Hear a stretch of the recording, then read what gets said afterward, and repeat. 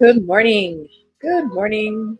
Welcome to Bookie Monsters. My name is PK. Hang on a second. Let me get rid of that. It is Wednesday, April the 24th. Hope you're having a good day. Hey, Elena. Good morning. How am I this morning? I'm pretty okay. How about you? Oh, you already answered that. You knew I was going to ask that. You're doing great. Fantastic. And Mary says, good morning to you guys. Happy Wednesday and Romance Day. Hopefully there will be some good historical English romances. You know, the Darling Duke, etc. Indeed. Indeed. I hope so. All right. Let's see. Quick announcements before we jump in. I've got a lot of tabs open. Some I've vetted, some I have not. So we will see. Um, no sprints tonight. I don't do them on Wednesday nights. We will have them tomorrow night, though, at 6 p.m. Mountain Time, 8 p.m. Eastern, and they'll go for 2.5 hours. I do them every Tuesday and Thursday evenings and Saturday afternoons. Let's get rid of this banner. All right, I wanted to start with the big one. Let's see. No, no, there it is. And I say the big one because this is a very popular author, particularly with the younger readers. This is Funny Story by Emily Henry, but I'm not being exclusive. She is just a good writer, and a lot of people like her, and she has a new one. Daphne always loved the way her fiance Peter told their story, how they met on a blustery day, fell in love over an errant hat, and moved back to his lakeside hometown to begin their life together. He really was good at telling it, right up until the moment he realized he was actually in love with his childhood best friend, Petra, which is how Daphne begins her new story, stranded in beautiful Waning Bay, Michigan, without friends or family, but with a dream job as a children's librarian that barely pays the bills, and proposing to be roommates with the only person who could possibly understand her predicament, Petra's ex, Miles Nowak. Scruffy and chaotic, with a penchant for taking solace in the sounds of heartbreak love ballads, Miles is exactly the opposite of the practical, buttoned up Daphne, whose coworkers know so little about her they have a running bet that she's either FBI or in witness protection. The roommates mainly avoid one another until one day, while drowning their sorrows, they form a tenuous friendship and a plan. If said plan also involves posting deliberately misleading photos of their summer adventures together, well, who could blame them? But it's all for show, of course, because there's no way Daphne would actually start her new chapter by falling in love with her ex fiance's new fiance's ex, right? Right.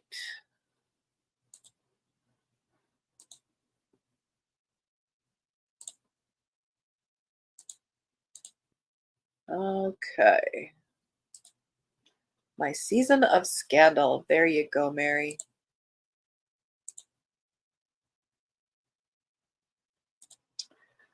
The Palace of Rogues, book number 7 by Julie Ann Long. Well, he looks like, look what's going to happen tonight. A notorious rake meets his match in a lovely girl from the country, changing the course of both their futures. A London season is the chance of a lifetime for Catherine Keating, but the ton's glitter and decadence and casual cruelty threatens to crush her hopes of finding a husband before her season even begins, until she accidentally acquires one of the most scandalous men in England as a secret chaperone. Famously fiery Lord Dominic Kirk can hold the House of Commons and any woman he chooses in thrall. But when his house goes up in flames in the dead of night, he finds himself at the Grand Palace on the Thames, and there he discovers his cynical armor is no match for another guest, an innocent country girl with crackling wit and eyes like a summer sky. He's maddening, elusive, hopelessly charismatic, wrong in every way, perfectly designed to break her heart, but she doesn't know she holds his battered heart in her hands. And though it will destroy him, Dominic knows loving her means setting Catherine free for the life and man she deserves. You, you can't love me. I'm a bad guy. Ah, beautiful dress cover. It's actually rather beautiful. The Stranger I Wed by Harper St. George, first in the Doves of New York series. New to wealth and to London high society, American heiress Cora Dove discovers that with the right man, marriage might not be such an inconvenience after all. Cora Dove and her sister's questionable legitimacy have been the lifelong subject of New York's gossip mongers and a continual stain on their father's reputation. But when the girls each receive a generous, guilt induced dowry from their dying grandmother, the sly Mr. Hathaway vows to release their funds only if Cora and her sister can procure suitable husbands far from New York. For Cora, England is a fresh start. She has no delusions of love, but a husband who will respect her independence. That's an earl worth fighting for. Enter Leopold Brendan, Earl of Devonworth, a no nonsense member of Parliament whose plan to pass a public health bill that would provide clean water to the working class requires the backing of a wealthy wife. He just never expected to crave Cora's touch, or yearn to hear her thoughts on his campaign, or to discover that his seemingly perfect bride protects so many secrets. Dun dun dun.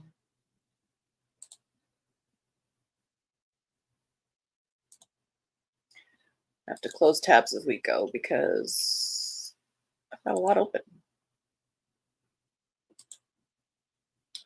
The Backup Bride Proposal by Jackie Burton. Maybe it's JC. Fourth, in the Boots and Bouquets novel, Bellini Weddings has agreed to allow a production company to film a movie at Red Moss Vineyards. It will be great PR for both the vineyard and the wine and wedding businesses. Mae Wallace, who works for the Bellini family, is thrilled with the possibility of new business. What she isn't thrilled with is actor Kane August, who she finds crashing one of the weddings. He tells her it's research for the movie, but she finds him overconfident and annoying. Kane August is rarely surprised by anything until he meets Mae Wallace. She's sharp, just a bit on the snarky side, and the most refreshing woman he's had the pleasure of meeting. She constantly challenges him, and he can't remember having this much fun on a movie set. He takes every opportunity to spend time with her, peeling back layers until he gets to the heart of who this amazing person really is. And unexpectedly, he realizes that he's letting her in too, something he hasn't done with anyone before. However, they live very different lives, and he'll need to be careful around May because she's someone he could see a future with. But can she see the same thing?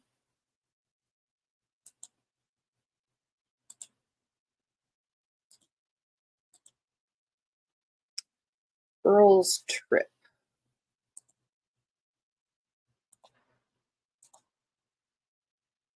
What a name. Kate August. Wonder how the author came up with that one. I don't know. I tell you. Even an Earl, let's see, Earl's Trip by Jenny Holiday. Oh, there's a name. Even an Earl needs a rides or dies, and Archibald Fielding Burton, the Earl of Harcourt, counts himself lucky to have two. The annual trip that Archie takes with his BFFs, Simon and Effie, holds a sacred spot in their calendars. This year, Archie is especially eager to get away until an urgent letter arrives from an old family friend begging him to help prevent a ruinous scandal. Suddenly, the trip has become Earls plus Girls, as Archie's childhood pals Clementine and Olive Morgan are rescued en route to Gretna Green.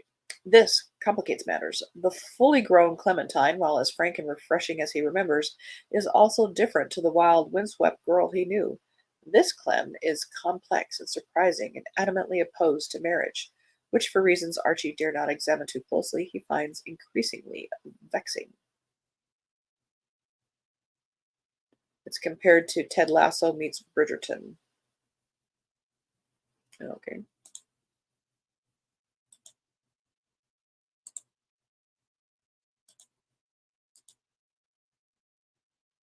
Another big name, Maisie Yates. And I did check, this one is new. The Rival.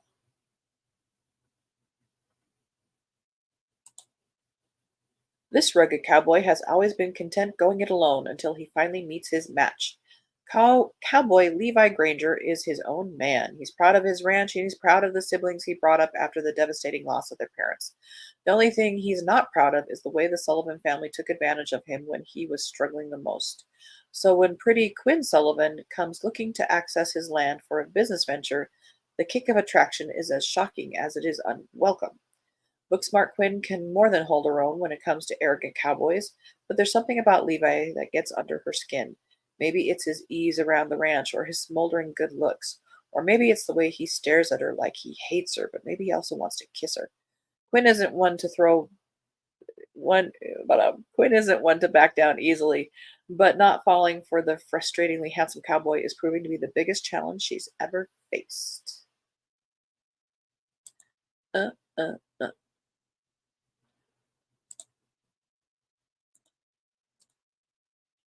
Finders Keepers, The Millionaires Club, number 3 by Sandra Kitt. She found a love worth more than money. When Olivia Cameron set out to renovate the house left to her by her great aunt, the last thing she expected to find behind the walls was millions of dollars worth of currency dated circa 1929. As the director of a charter school, to reap this much money would be life changing so long as it's hers to keep. But when FBI agent Sloane Kendrick comes to question her, the instant attraction thrumming between them gives Olivia nervous butterflies. Sloane feels the pull between him and Olivia too, but he's got a job to do. As his investigation brings him and Olivia closer, Sloane recognizes in Olivia's hesitation that she doesn't fully trust him yet, because a romance like this is too good to be true. Olivia already had her miracle, and lightning doesn't strike twice, does it? Sure it does.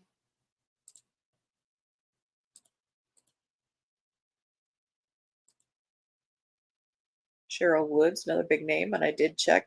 This is a new one.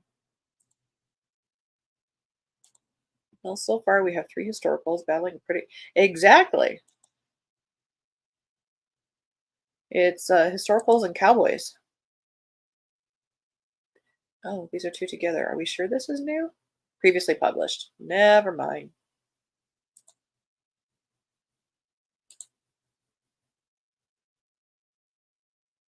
As I was saying, cowboys, historicals and cowboys. Always a Maverick, Cowboy Brothers in Arms, Book 2 by Dolores Fawson. Even a real life hero needs a little healing sometimes. Air Force pilot Blue Donnelly has the greatest job in the world until his F 22 crashes during a demonstration flight, leaving him with a busted body and a ton of guilt. Then horse whisperer Marin Galloway walks into his hospital room, snapping him out of self pity with a shock of desire and some surprising news.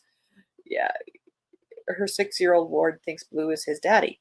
Leo isn't really Blue's son, much as the little boy wishes it. Still, he needs a father figure, and Blue is willing to help, at least until it's time to report for duty. The longer Blue spends getting closer and closer to Marin and to Leo on his family's sprawling Texas ranch, the more he questions his need to return to the sky. But when a secret is revealed, leaving his entire future uncertain, Blue must decide who he is outside the cockpit and whether his new dream is big enough for two co pilots.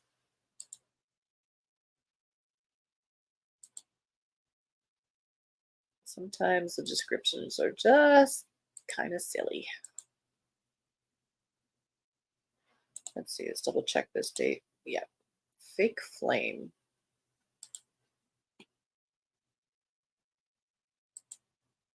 by Adele Buck, first in the First Responders series. A bookish firefighter who knows his Jane Austen suggests a little fake dating to fend off an ex. What's a feminist English professor to do except say yes? You can't fake heat like this. To an observer, hauling a baby grand piano onto a college quad to publicly serenade an ex might seem like a romantic gesture. To literature professor Eva Campbell, it's the latest manipulative move by a cheating jerk who won't take a hint. Plus, she never liked that song anyway.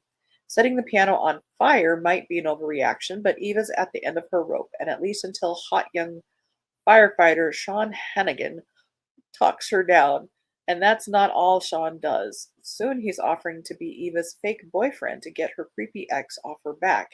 Unexpected, maybe, but there's something about Sean, beyond the angelic face and take me now body, that makes Eva say yes. Sean battles infernos for a living, reads romance on the side, and is a straight up family loving good guy.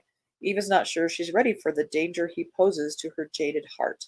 Given their differences, a relationship can't last, right? But the line between fake and real keeps blurring, daring her to take the biggest risk of all. Dot dot dot.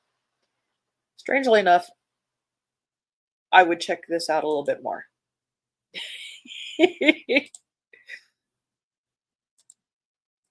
Maybe it's the book aspect to it. I don't know.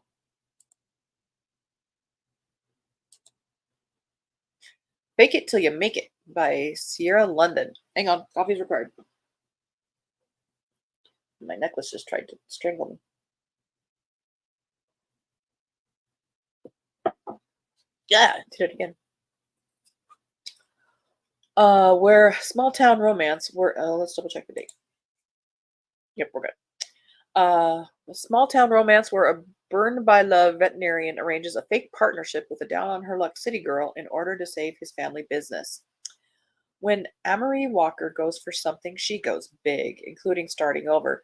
Leaving her cheating ex an entire DC life in the rear view, she crash lands in a small town with no money, no plan, no money, and no job. An opening at the animal clinic is the only gig for Miles. No surprise, considering the vet is a certified grump. If Eli Calvary ever cracked a smile, Emery might faint on sight from shock. At least his adorable golden retriever appreciates her fabulousness and shares her love of daily treats. I'm sorry, golden retrievers love everybody. When Eli took over his late father's practice, he quickly discovered the clinic was facing foreclosure, so there's no time for social niceties, especially not flirting, even with someone as gorgeous, bubbly, and business savvy as Emery. Yet when Eli needs to invent an investor on the fly, it's her name that comes to his lips. Now, for the sake of their furry clients, Eli and Emery hustle to save the clinic, trying to ignore the nonstop sparks between them. Because while their partnership may be fake, their connection already feels way too real. Oh my. Okay, you're gonna like this one, Mary.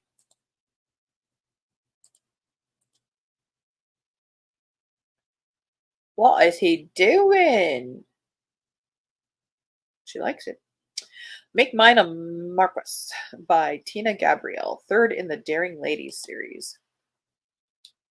He lost everything. Now he's come to take it all back, along with her.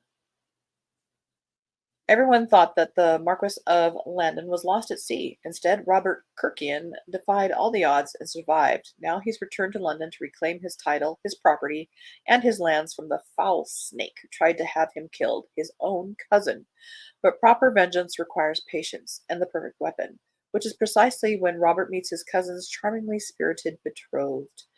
Miss Phoebe Dawson is everything an ambitious gentleman could desire in a wife: wealthy, exceedingly lovely, and with a sparkle in her blue eyes that could entice even the most reluctant suitor. But Phoebe's come too close to ruin, the humiliation of it, to be fooled by yet another handsome face and silken words. But oh, how he makes her feel! So flustered, so flushed, and so thrillingly alive. Phoebe knows that love is a fool's game, even if the Marquis does play his hand like an expert. His reputation can nary afford the tiniest spark of scandal, let alone those slow, deep kisses that leave her breathless. But she's about to discover the only thing more dangerous than a rogue is a wronged man hell-bent on revenge. Dot, dot, dot, dot, dot, dot,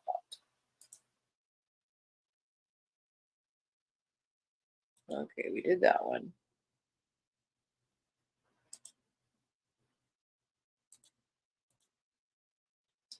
Not How I Pictured It by Robin Leffler.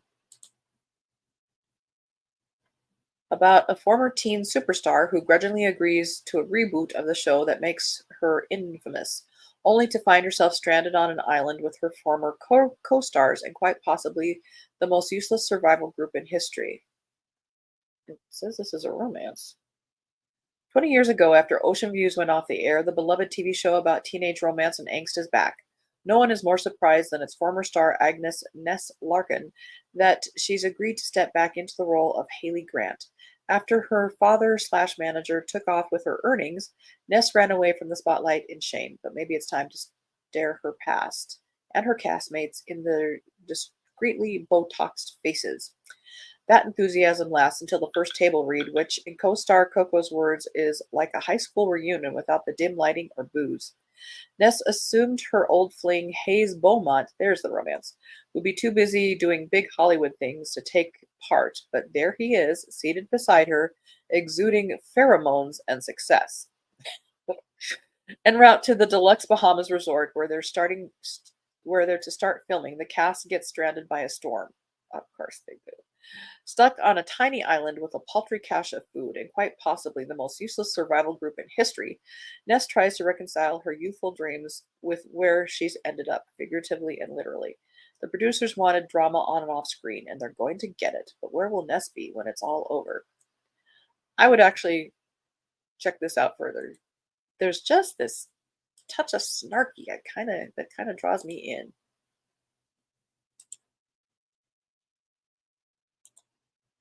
I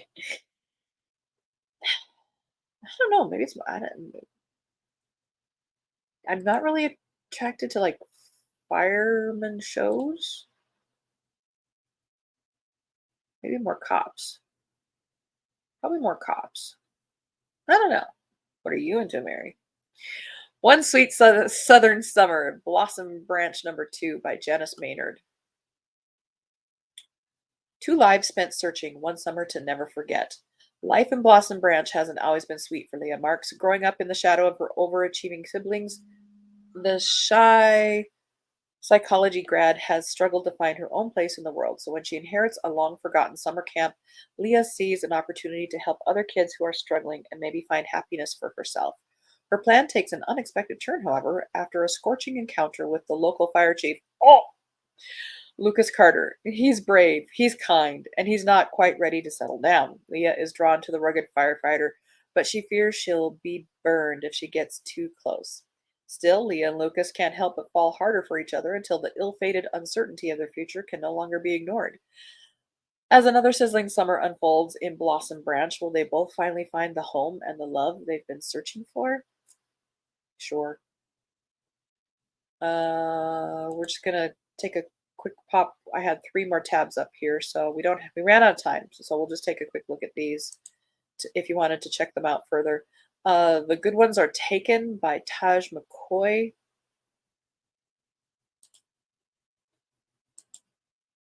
Falling for Gage by Mia Sheridan. I actually kind of like that cover. And the note to end on, Mr. Wicked. Second in the Hooked series by Marnie Mann. All righty. But that is all we have time for today.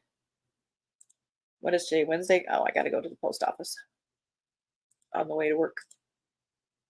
Let me close these down. Okie dokie. Well, that is a whole bunch of romance being released this week. I'm actually interested in a couple. I'm going to check out a couple. Um, let's see. I like the title of that one for one thing, not how I pictured it.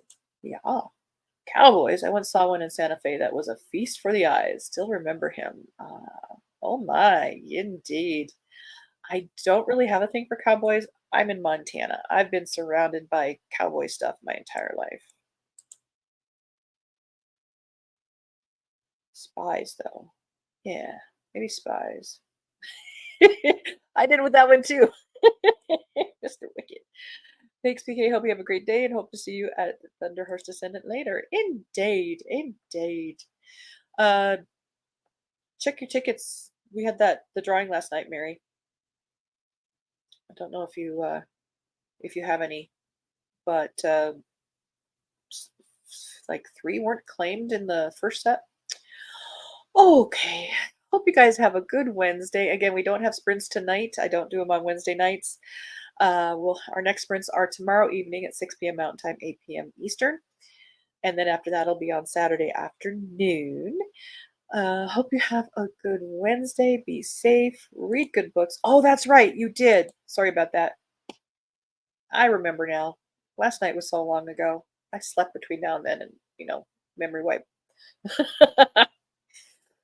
Okay, so let's see. I'm probably gonna read and crochet tonight, even though we don't do sprints. I'm at 80% of A Rogue's Company by Alison Montclair, so I'll finish that today and move on to whatever's next. So, uh, I appreciate you guys so much. Thank you so much if you're watching it now. Thank you so much if you're watching it later. Be sure to hit the like button. Tell people about us. We want to grow. And as the banner says here, don't be a bookworm, be a bookie monster. Om nom nom. Have a good day and God bless.